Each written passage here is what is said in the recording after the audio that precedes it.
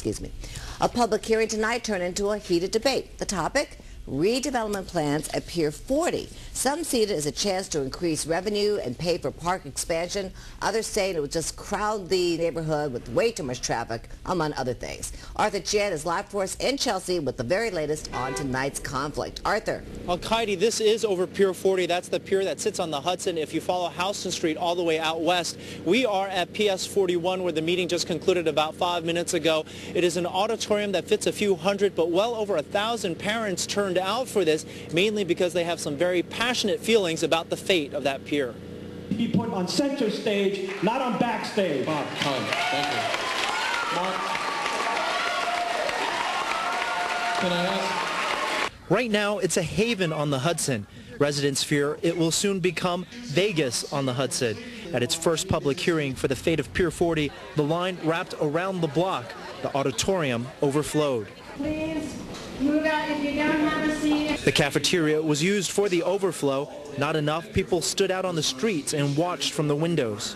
What does this turnout tell you? This turnout tells us that the need for recreational and park space, but particularly recreational space, is really a tremendous issue in Greenwich Village and Tribeca and Soho. Two developers share the stage trying to win rights to Pier 40. On one hand, Camp Group, focusing on recreational space, a crowd pleaser.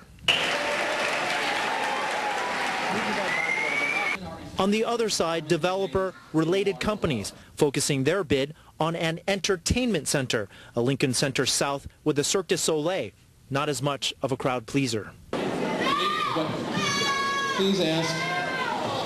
I guess I'm concerned about all the congestion that would be, all the tourists that would be going down there, and I think it should stay a community space and not for people who are outside of the community. With a boom of children in lower Manhattan, parents say public spaces like this one are quickly becoming endangered species. I have a 12-year-old kid and he plays baseball and soccer on the field, and there's no place else for them to go. And all the other kids in the neighborhood, they all deserve to have a place where they can go play and be free, and doesn't have to be surrounded by stores and movies and congestion.